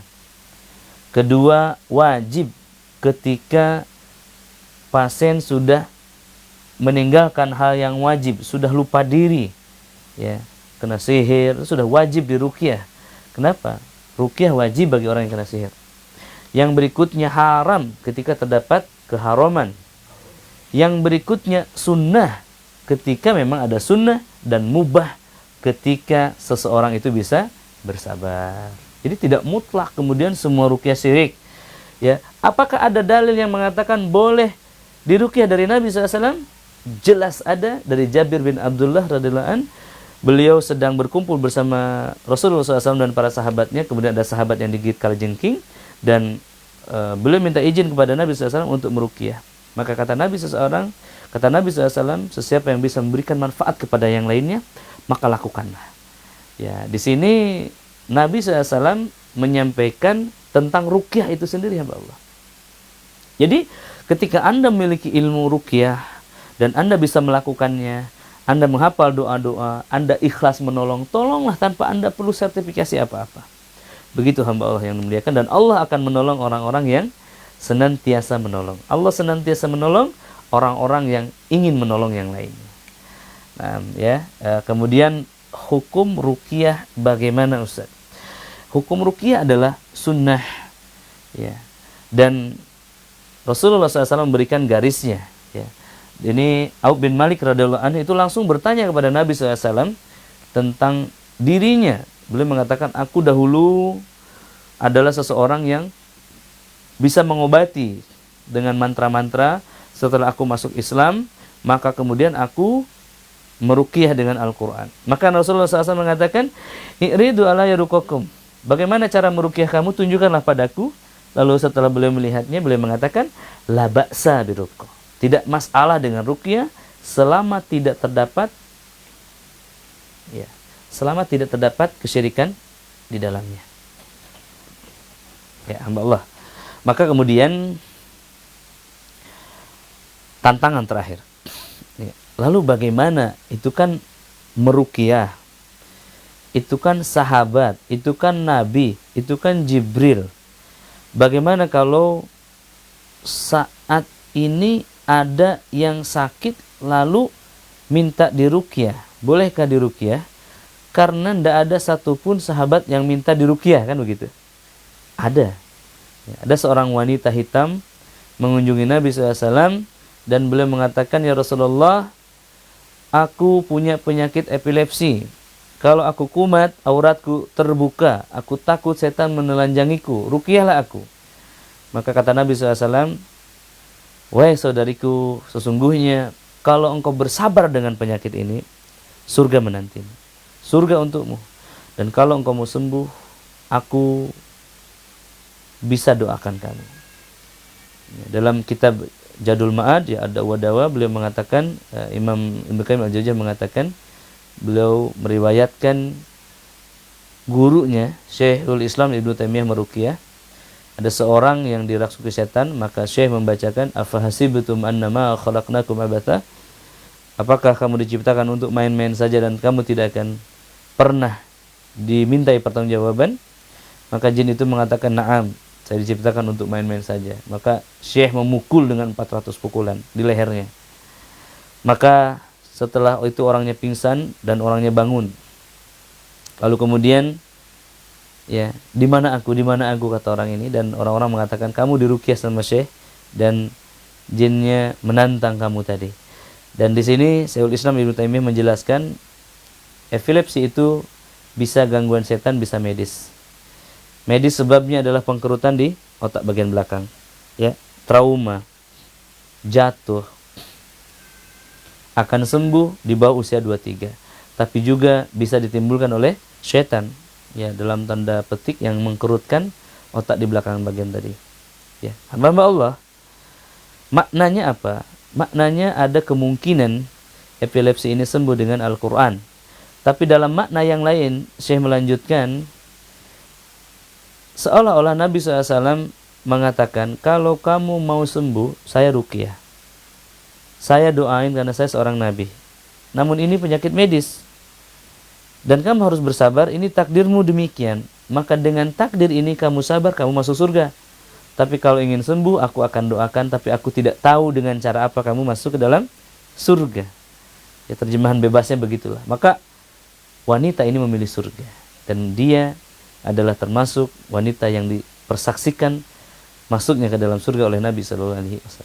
Begitu hamba Allah. Ini ada wanita yang minta ruqyah, tapi Nabi tidak ruqyah. Ini bahkan menjadi dalil, ya, menjadi dalil tambahan bahwa ruqyah itu tidak boleh. Hamba Allah di sini menunjukkan bahwa ruqyah itu boleh dan sunnah jika ada sunnahnya. Tapi jika mampu sendiri, maka Nabi pun mengajarkan ruqyah sendiri. Tetapi hamba-hamba Allah yang dimuliakan, tidak lantas kemudian seorang yang minta diruqyah itu tidak memiliki kesempatan untuk masuk ke dalam surganya Allah Subhanahu wa taala, ya. Mari kita lihat hadis berikutnya ini.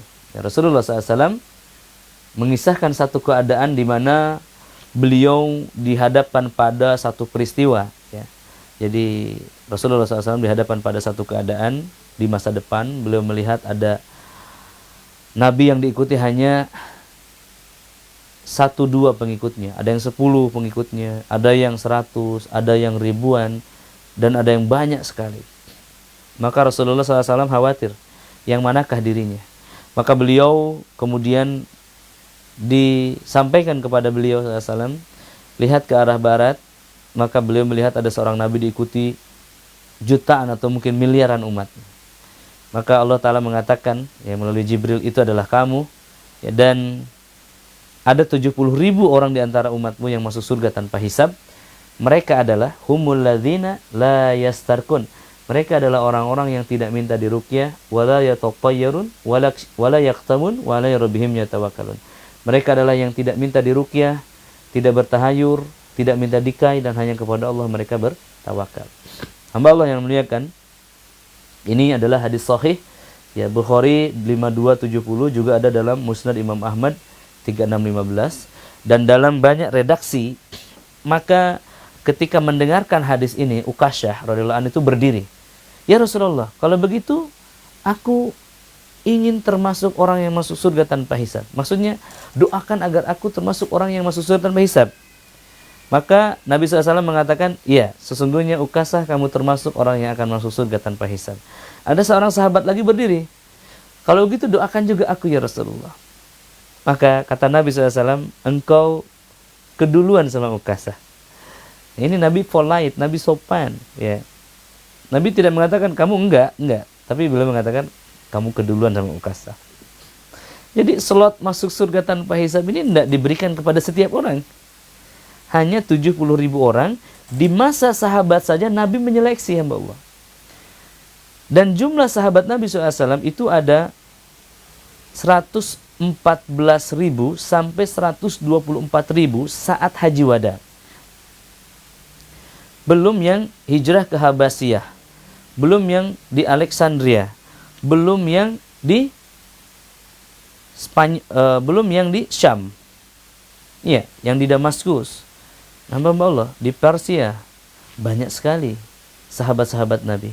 Yang meninggal di Syam aja ada 900 sahabat.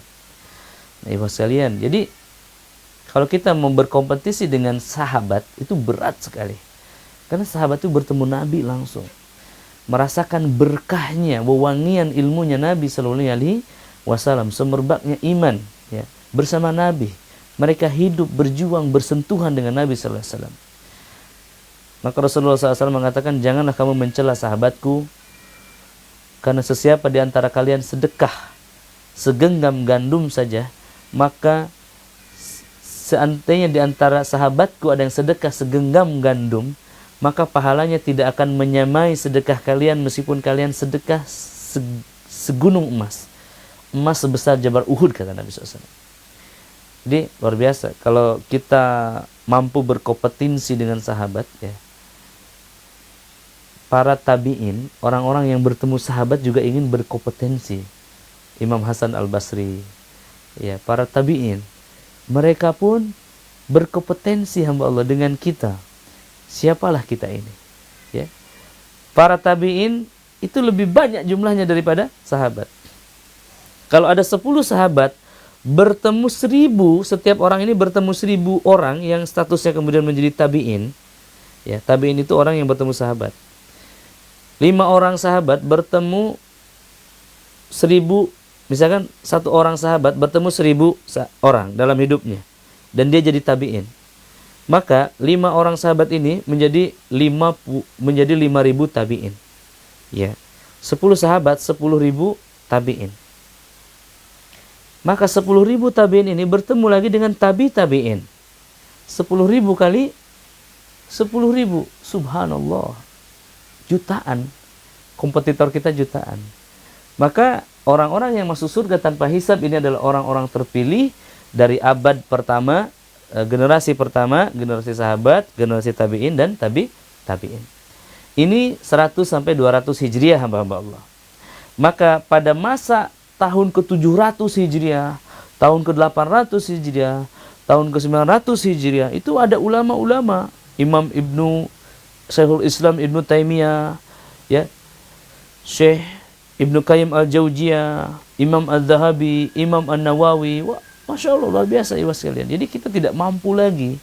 Seandainya mungkin ada beberapa di abad ini yang kesolehannya mencapai beliau, ya, para sahabat, tabi'in dan tabi'in. Tentu bukan orang-orang model kita yang sembarang kita berfatwa jangan minta ruqyah, nanti tidak ada kesempatan masuk surga tanpa hisab. Atau mengatakan kepada istri kita, mah jangan minta diruqyah, kita tawakal aja agar kita masuk surga tanpa hisab. rasanya mimpi di siang bolong. Ya sekalian, ya. Bagi kita, level kita ini perlu manusia, dan catatan tentu tidak bertawakal kepada manusia. Maka training semisal ini adalah memudahkan hamba-hamba Allah untuk bertawakal kepada Allah dan memahami konteks la yastarqun di sini adalah ruqyah syirkiyah sebagaimana diterangkan oleh Imam Nawawi rahimahullah. Ya, beliau mengatakan bahwa la yastarqun di sini adalah ruqyah yang batil karena di masa Nabi ada ruqyah-ruqyah yang batil. Selanjutnya, perintah berobat. Ya, berobatlah wahai hamba-hamba Allah, sesungguhnya setiap penyakit itu ada obatnya. Ya. Ma anzalallahu da'an illa anzalallahu syifa. Tidak Allah turunkan penyakit melainkan Allah turunkan juga obat untuknya. Ya, berobatlah wahai hamba Allah, sesungguhnya Allah tidak meletakkan satu penyakit melainkan meletakkan juga obatnya, kecuali kematian. Ya, di sini hamba-hamba Allah yang muliakan. Selanjutnya, mudah-mudahan ini bisa dianggap selesai, ya. Selanjutnya adalah perbandingan, ya. Ini perbandingan antara pengobatan barat dan timur. Ya, pengobatan barat atau pengobatan medis, ya hamba Allah.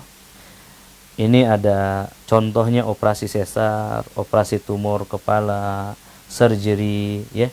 Ini contoh pengobatan ruqyah berhadap-hadapan, ya. Seorang yang katarak. Ini adalah yang ketiga adalah contoh pengobatan di Filipina, ya. Ini ada satu pengobatan tanpa operasi, ya. Bedah tanpa alat begitu. Jadi ketika ada penyakit pada mata, dia bisa langsung mengambilnya, memperbaikinya dan sembuh. Nah, ini adalah ilmu kedokteran setan. Ya, iwas kalian. Jadi penyembuhan instan, langsung mengeluarkan penyakitnya, ya, langsung dikeluarkan dan langsung sembuh. Tetapi akidah manusia digadaikan. Manusia dijauhkan dari Allah Subhanahu wa taala atau bahkan bisa jadi dimurtadkan. Ya, juga ada gambaran selanjutnya, ya, disaksikan, ya, seorang wanita yang mengambil buhul-buhul sihir di perut seseorang. Ini juga cepat, ya, dalam proses yang sangat cepat dengan tangan yang terampil. Nah, ini adalah contoh kedokteran medis yang dicampur dengan kedokteran setan. Ini adalah tawaran dari setan, pengobatan Dajjal. Ya, di zamannya Dajjal nanti bisa menghidupkan bahkan mematikan. Dan ini adalah anak-anak buah Dajjal. Nah, namun sekali lagi tidak ada yang gratis, ya. Senantiasa ada hal yang merugikan kaum muslimin, ya.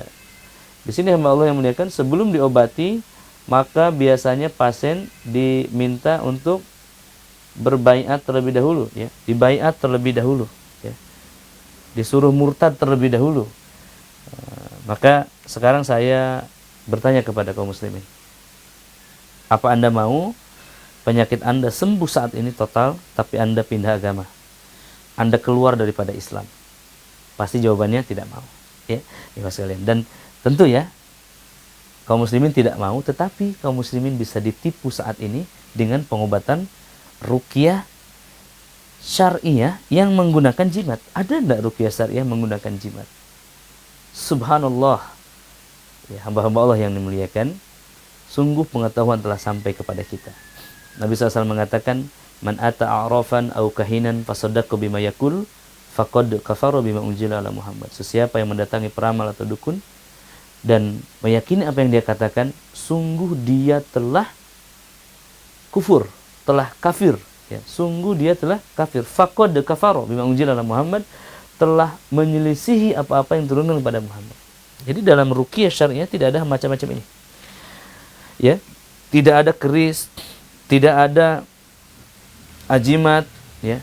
Tidak ada batu-batu, ya. Keris adalah kebudayaan, tapi bukan untuk pengobatan. Ini harus dipisahkan juga. Keris adalah senjata, sebagaimana samurai, sebagaimana pedang, simbol kekuasaan, simbol kekuatan, simbol kebudayaan, tetapi bukan pengobatan. Tetapi bukan bagian daripada pengobatan. Anda bisa datang ke museum kesehatan di Surabaya, atau dikenal juga dengan Museum Santet. Di sana ada metodologi pengobatan zaman Majapahit. Bahkan ada 5 jenis pengobatan, air ruwatan, ya. Ada juga di situ ada bekam, ada dengan aromaterapi, ada juga dengan yang lain-lainnya, tetapi tidak ada keris di situ. Ini hanya penyesatan saja. Keris adalah senjata saja. Ya, hamba Allah yang muliakan, perhatikan di sini, gambarannya nampak unik, nampak baik. Ya, bisa tolong di zoom ini Ahi untuk apa namanya? Lebih dekat lagi ya. Kita bisa lihat kaum muslimin, ya. Di sini ada satu kaligrafi yang sangat cantik ya, yang sangat bagus sekali ya. Ada Asmaul Husna, Ar-Rahman, Ar-Rahim, Al-Malik, Al-Qudus, As-Salam ya. Al-Mu'min, Al-Muhaimin ya. Nah, di sini ada juga kemudian Al-Jabbar, ya, Al-Mutakabbir. Ya, Anda bisa melihatnya, ibu sekalian, ya. Di sini, ya. Ini adalah asma-asma Allah yang kemudian di bawahnya ada kitmir. Ini adalah asma anjing. Ya. Saya ulang sekali lagi, coba di zoom ke sini. Di sini ada Ar-Rahman. Ya. Saya ingin memastikan kaum muslimin benar-benar melihatnya. Ya, ya baik. Nah, ikhwas sekalian, perhatikan di sini ada Ar-Rahman. Ya. Kemudian Ar-Rahim, Al-Malik, Al-Qudus, As-Salam, Al-Mu'min, Al-Muhaimin. Ya, ini nampak seperti merak yang cantik, tapi ke bawahnya ini ada namanya kitmir. Nah, ini dia. Ya, kitmir. Ini adalah nama anjing. Ya, subhanallah. Asma Allah disandingkan dengan asma anjing. Itu yang ingin saya sampaikan hamba Allah. Apakah Anda ridho asma Allah digabungkan dengan asma anjing? Ya. Mungkin pada kondisi lain orang mengatakan itu kan hikayat lama. Ya, itu hikayat lama yang diyakini. Yang diyakini oleh orang-orang yang meyakininya. Dan di bawahnya ada kode-kode sihir, kode iluminasi, ada pedang. Ini adalah pedang Nabi SAW yang diwariskan kepada Ali. Ya. Kemudian ada juga kode-kodenya. Kita lihat hamba Allah pada poin-poin berikutnya. Ya. Ajimat merupakan simbol kemusyrikan, simbol kekuatan yang dimiliki oleh spiritual setan, ya, oleh roh-roh setan, ya. Dan ini adalah sirkul asgor. Meyakininya merupakan sirkul asgor, syirik yang kecil. Tetapi ketika seseorang wafat dalam keadaan melakukan syirik ini, dosanya tidak akan diampuni selama-lamanya. Rasulullah SAW pernah melihat seorang pemuda dengan gelang di tangannya. Maka kata Nabi SAW, apa itu yang ada di tangan kamu? Beliau SAW, sahabat ini kemudian mengatakan, pemuda ini mengatakan, ini adalah gelang untuk kekebalan ya Rasulullah. Maka apa yang terjadi hamba Allah? Kata Nabi SAW, putuskan gelang itu. Demi Allah, kalau kamu mati dalam keadaan itu, kamu tidak akan selamat selama-lamanya. Allahu Akbar. Ya, ikhwan sekalian, ini ada tipuan visual yang nyata. Tadi ya, Asmaul Husna di bawahnya adalah asma anjing yang orang-orang tuh tidak tahu kitmir adalah asma anjing. Ya. Dan ketika ada simbol-simbol setan, maka setan ada di rumah orang itu. Kenapa? Jangankan dosa besar, di tempat-tempat yang melanggar syariat dalam skala kecil saja, maksudnya dalam hal yang lebih kecil daripada itu saja, setan itu sudah ada hamba Allah. Setan bisa berkerumun di alat-alat musik, ya. Setan juga bisa berkerumun di tempat-tempat, misalkan ada kuku yang tidak dipotong, bulu yang tidak dipotong, ya. Apalagi di ajimat seperti ini. Ya, barakallahu fikum. Ya, selanjutnya hamba Allah, ini adalah jimat ibu hamil yang kami rampas dari Sumatera, dari Kalimantan Utara. Kami dapatkan dari Kalimantan Utara, ya, tim kami di sana. Kemudian juga ada, ini dia. Ini perlu di zoom in lagi. Ibu sekalian, perhatikan ini ya, satu poin ini. Ini adalah disebutnya sebagai bukan kaligrafi ya, tulisan, bukan Sanskerta. Ini adalah bahasa Suryani, bahasanya para malaikat, ya. Menurut kamus perdukunan, ya tentunya. Dan ibu sekalian, ini ditransformasikan, diterjemahkan sebagai alif, dha, ya, lam, dibaca azajil, ajajil, ya, dibaca sebagai iblis. Ya, dan tim kami menemukan di Cimahi, ini ditempel di depan rumah. Artinya penjagaan rumahnya diserahkan kepada iblis. Ya, penjagaan rumahnya diserahkan kepada setan, hamba Allah. Subhanallah. Kalau Anda paham, ya, maka Anda dapat ajimat dan Anda pahami isinya, yakin Anda akan membuangnya. Ya, baik, hamba Allah. Ya. Begitupun dengan simbol-simbol ini, kita tidak pernah tahu apa isinya. Ya. Baik, selanjutnya lihat alif, ba, ja, da, ha, wa, za. Ada yang janggal nggak? Harusnya kan alif, ba, ta, jim, ha, kho. Alif, ba, ta, sa, jim, ha, kho. Dal, da, ra, zai, sin, sin, sod. Kan begitu ya? Ini alif, ba, ja, da, ha. Kenapa diubah? Ada maksud. Per huruf mereka beri nilai. Alif 1, ba 2, ja 3, dal 4, ha 5. Mereka mengatakan tiap huruf ada khodamnya.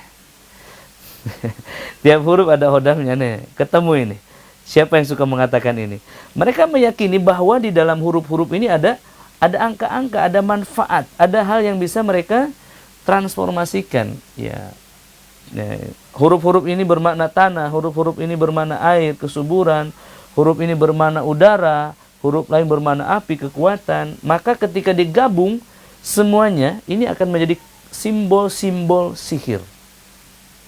Kenapa saya mengatakan simbol kemusyrikan, hamba Allah? Karena orang meyakini pada huruf-huruf ini ada kekuatan sehingga dia meninggalkan doa.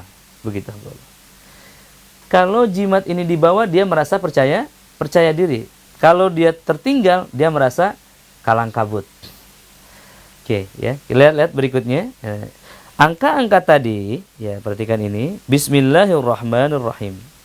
Lihat angka tadi, angka Bismillahirrahmanirrahim ini, ikhwan. Ya. Ba-nya 2, sin-nya 60, mim-nya 40, lam-nya 30, maka di jumlah totalnya adalah 786. Maka nanti sang ustadz dukun atau uskun itu akan mengatakan, kamu amalkan bismillah ini sebanyak 786. 786. Angka dari mana? Angka dari setan. Ya, angka dari setan. Begitu, hamba Allah. Jadi kalau Anda menemukan simbol-simbol semacam ini bukan dari kalangan kami, bukan dari kalangan peruqyah syariah dimanapun, ya.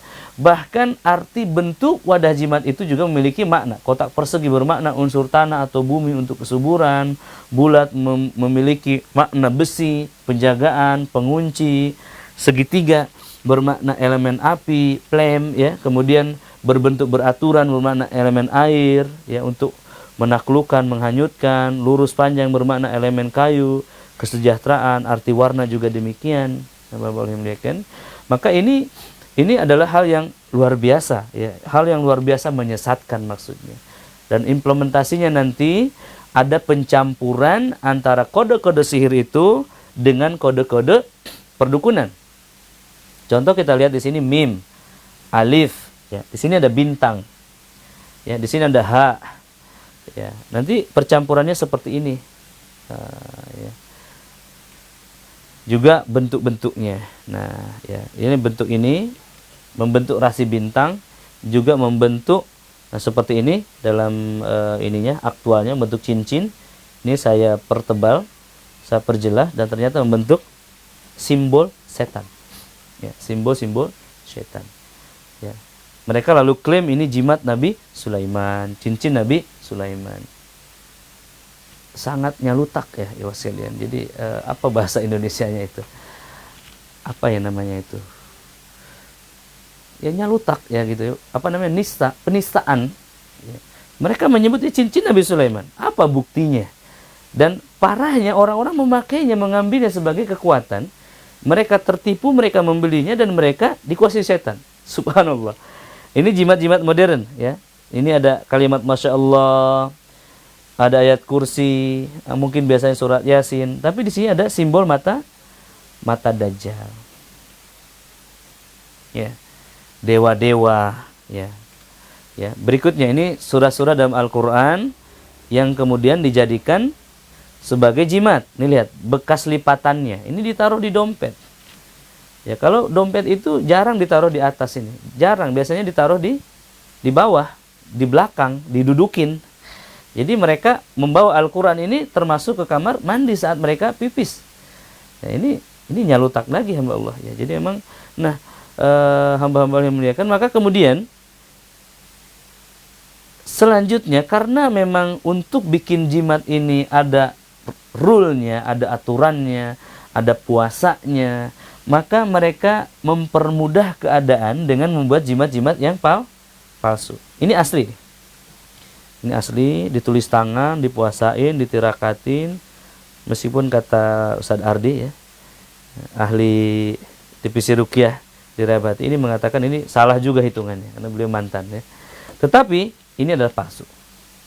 Jadi kalau ini murni resmi, ada setan, ada kekuatan sihirnya, yang ini fotokopi. Begitu hamba Allah, ya. Selanjutnya rompi jimat, cincin, bertuah, simbol-simbol tali. Nah, ini apa namanya? Keris apa namanya ini? Pedang apa namanya itu? Ya. Kemudian juga simbol-simbol ini, ya. Kemudian kita lihat ini, ya. Ini celana dalam korban. Ini celana dalam suami istri diikatkan untuk mencapai keharmonisan. Ini janur, entah untuk apa ini, ya. Ada juga jimat-jimat yang seperti ini. Ya, ketika Anda buka jimat Anda, pokoknya isinya jorok deh, ya. Ibu sekalian, ada juga jimat yang berputar seperti ini. Ada darah haid yang dituliskan untuk ayat-ayat Al-Qur'an yang ditulis dengan darah haid, ya. Kemudian juga ada kaidah-kaidah lain yang tidak saya pahami semuanya karena saya bukan mantan dukun, ya. Tapi ini adalah diambil dari para mantan dukun yang validitasnya A1 lah, bahwa ini adalah apa-apa yang mereka lakukan di masa dahulu mereka, ya. Ini adalah contoh-contoh jimat dari Wonogiri, ya, dari pengasihan ini dari seorang wanita di Bogor yang ingin menaklukkan suaminya yang selingkuh. Ya, ini adalah kumpulan-kumpulan dari pusaka warisan di Jawa Barat, ya. Ibu sekalian, ada juga keris-keris ini yang disita dari seorang dukun yang beliau wafat dalam keadaan masih jadi dukun, subhanallah, di kamarnya. Kemudian ini adalah dari Sulawesi, dari Goa, ya, Goa Sulawesi Selatan, dari pemimpin seorang pengikut ilmu kebatinan. Ini, ya, ini lihat, ini ada keong, batu, apa ini, remis atau apa bahasa kita ini, ya. Ada bunga-bunga dan lain-lain. Ini saya dulu razia dari Palembang, ya. Ini sebagai pengasihan juga. Nah, hamba Allah, ini dari Hong Kong, ya. Kalau kita lihat, ya, lihat detail di sini, ada beberapa jimat. Dari Hong Kongnya cuma satu ini, 1, 2, ya. Sisanya adalah ekspor dari negeri kita tercinta. Sayang sekali kita produsen jimat, ya. Nah, ibu sekalian, itu dia, ya, pengaruh jimat terhadap rumah tangga, pengaruh jimat terhadap mental manusia pastinya akan membuat tidak baik, tidak harmonis, ya. Ada anggota keluarga yang idiot, ya. Ada akal sehat yang terganggu, sulit jodoh, rezeki seret, berat untuk ibadah, dan lain-lain. Ya, Masya Allah, ya, ini kalau bahas jimat saya suka nafsu, teman-teman sekalian. Kena nafsunya, kasihan gitu, ya. Orang beli mahal-mahal, dia tidak dapat apa-apa. Mending beli madu saya, ya kan, enak. Stamina naik, ya. Baik, ikhwas sekalian, selanjutnya kalau ruqyah syirkiyah itu macamnya gimana, Ustaz? Kalau ruqyah syariah simple, hamba Allah, ya. Pertama, menggunakan bacaan Al-Qur'an. Lebih dari 70%. Ya. Kemudian dengan doa-doa Nabi yang sahih, zikir-zikir yang sunnah, ya, dan dia tidak meyakini, ya, kesembuhan itu datang dengan sendirinya kecuali dari Allah Subhanahu wa ta'ala. Terus yang berikutnya, tidak ada kerjasama dengan bangsa jin. Ya, tidak ada kerjasama dengan setan sekali lagi. Sekali lagi saya sampaikan, ruqyah syariah tidak ada kerjasama dengan bangsa jin. Ya, saat ini viral satu video ruqyah, ya, yang di situ menampilkan seorang syekh meruqyah seorang wanita bercadar, dan dalam diri wanita bercadar itu ada setan yang menginformasikan bahwa wabah corona itu adalah dari setan. Hamba Allah yang dimuliakan. Ya, Syekh Abdul Raub bin Halimah, atau mediumisasi atau jin catching, itu bukan ruqyah syariah. Ya, itu adalah seperti dua dunia kalau di Indonesia, atau dunia lain, tayangan-tayangan semisal itu, interviewing setan. Ini tidak ada manfaatnya sama sekali. Ruqyah syariah itu adalah membacakan ayat-ayat Al-Quran kepada orang yang sedang sakit, bukan membacakan Al-Quran kepada jin, lalu jin itu datang. Ya, perhatikan, ini ciri-ciri ruqyah syirkiyah: meminta nama ibu kandung, kemudian meminta hewan untuk disembelih, meminta tumbal, ya, kemudian kadang meminta pakaian bekas, ya, sebagai media untuk penyembuhan dan sihir. Kemudian memiliki khodam, orang yang meruqyahnya memiliki khodam. Kemudian yang berikutnya bisa meramal, memberikan amalan-amalan yang tidak sahih, ya, memberikan ajimat dan mantra-mantra yang aneh. Ini adalah ciri-ciri ruqyah syirkiyah. Ciri-ciri ruqyah syirkiyah. Jadi hamba Allah, tinggalkan, ya, hal ini adalah sangat buruk, ya, ini adalah sangat batil dan merugikan kaum muslimin, dan tidak akan pernah sembuh. Ustaz, saya kok sembuh ya? Sembuh jantungnya bu, pindah ke perut. Sembuh perutnya, pindah ke punggung. Jinnya hanya pindah sedikit. Ya, dan subhanallah, hamba Allah yang muliakan, ada alat dan tata cara sihir, ada transfer energi ke binatang, ya. Kemudian apalagi nih? Masih ada ya materinya. Ada tenaga dalam, pernapasan, transfer penyakit ke binatang, penyembahannya cepat, ada mantra-mantra batil yang tidak dikenal, ada kemenyan, tumbal, kemungkaran, dan lain-lain. Ini ciri ruqyah syirkiyah, ya. Dan ruqyah syariah gimana dong Ustaz? Bacaannya syar'i, bacaannya Al-Quran, amalannya sunnah, sesuai syariat Islam. Kalau ada pengobatan di luar syariat Islam, delete, ya. Kemudian doanya, zikirnya jelas, sahih, kemudian tidak bertasyabuh, tanpa adanya sihir, mengajarkan tawakal kepada Allah Subhanahu wa taala. Demikian ikhwah-ikhwah sekalian, hamba Allah yang muliakan. Jadi ketika kita melakukan ruqyah syariah dengan benar, maka insya Allah akan ada progres yang signifikan. Ketika tidak ada progres yang signifikan, berarti ada beberapa kemungkinan. Ada pada peruqyahnya, ada pada dirinya, ada pada prosesnya, ataupun mungkin pada hatinya. Dan insya Allah ini selepas asyar, nanti jam 4 kurang lebih akan ada sesi terakhir hari ini, akan membahas tentang penyembuhan, ya, kanker dengan Al-Quran, menguak rahasia-rahasia, ya, insya Allah ikhwas sekalian, sekali lagi selepas asyar nanti, ya, kita akan membahas tentang penyembuhan rahasia, menguak rahasia-rahasia penyembuhan dengan Al-Quran, akan membahas secara ilmiah bagaimana sel itu terpengaruh dengan getaran suara Al-Quran, dan sebagaimana biasa akan ada simulasi, ya, dan juga ini sangat penting sekali bagi Anda yang ingin bisa meruqyah, bagi Anda juga yang ingin memahami ilmu ruqyah ini hubungannya dengan sel kanker, ya.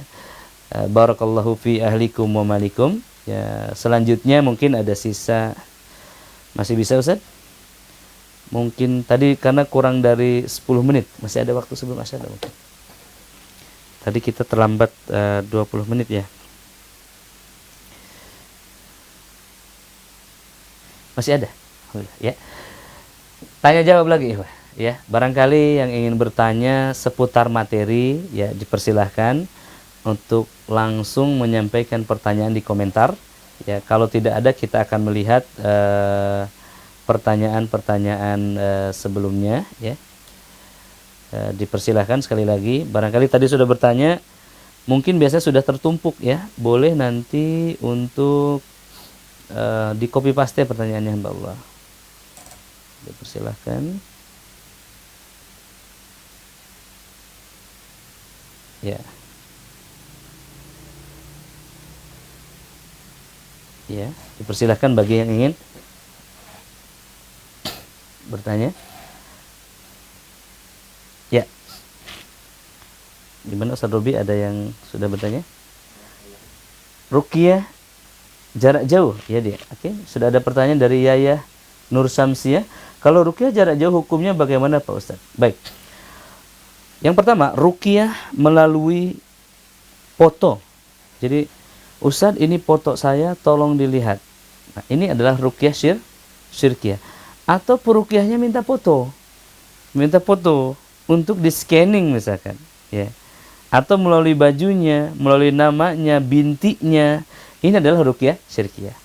Tapi kalau ruqyahnya melalui media, misalkan melalui telepon, melalui WhatsApp, melalui voice note, melalui webcam, melalui Yahoo Messenger, ya Skype, atau streaming semisal ini, itu halal, sah, dan itu namanya bukan ruqyah, tetapi terapi.